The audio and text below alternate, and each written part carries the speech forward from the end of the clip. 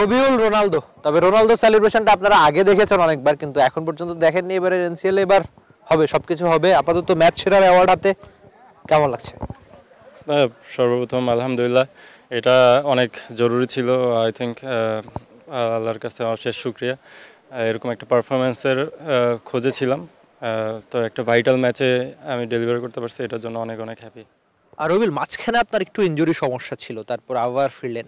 পেসারদের ক্ষেত্রে হয় কি, ইনজুরিতে পড়লে পুরনো ওই রিদমটা ফিরতে একটু সময় লাগে। তো আপনার ক্ষেত্রে কি হয়েছে? আপনি নিজে অনেকখানি কষ্ট করেছেন, সেই কষ্টের ফল আজকে পেলেন কিনা? আপনার দল ফাইনালে উঠলো। হ্যাঁ, এটা তো অবশ্যই প্রত্যেকটা প্লেয়ারের জন্যই অনেক ডিফিকাল্ট একটা ফেস। আমি মন থেকে দোয়া করি যে কোনো প্লেয়ার যাতে ইনজুরিতে পড়ে সাফার না হয়। বাট এটা মানসিক অনেক বড় একটা ব্যাপার, সারাউন্ডিংসটাও অনেক ইম্পর্টেন্ট। যে একটা গুড পজিটিভ সারাউন্ডিংসে থাকলে এই ফেজটা ওভারকাম করাটা অনেকটা ইজি হয়ে যায়। আচ্ছা, আপনার ওই দুঃসময়ে বা ইনজুরিতে যখন পড়েছিলেন, তখন আপনার পাশে সবচেয়ে বেশি কে বা কারা ছিল? আপনি বলছিলেন যে আশেপাশে যারা থাকে তারা অনেক বেশি ইম্পর্টেন্ট, তো আপনার আশেপাশে আদতে কারা ছিল? বলতে গেলে রিহাবে যখন থাকতাম তখন ম্যাক্সিমাম পেস বলাররাই থাকতো, তো আমরা একটা পজিটিভ ভাইব তৈরি করার চেষ্টা করছি ওখানে, যে আমরা নিজেরাই নিজেদেরকে মোটিভেট করব। এছাড়াও ফ্যামিলি আছে, ওয়াইফ আছে, ভাইয়া আছে দেশের বাইরে, উনি কন্টিনিউয়াসলি অনেক হেল্প করে আসছে।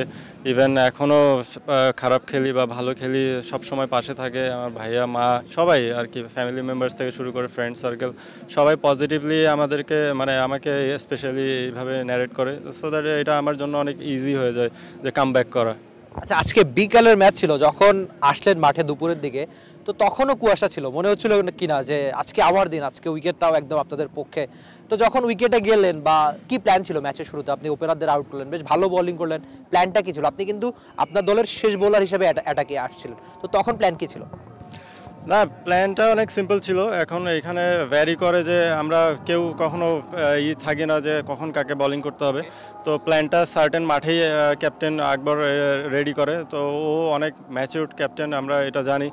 তো ও এইভাবেই টিমের রেজাল্টকে ভ্যারি করেই ও সব কিছু করে। তো আমিও ওইটাই চেষ্টা করছি যে যেহেতু যদি হেল্প পাই তো আমি আমার জায়গায় স্ট্রিক্ট থাকবো।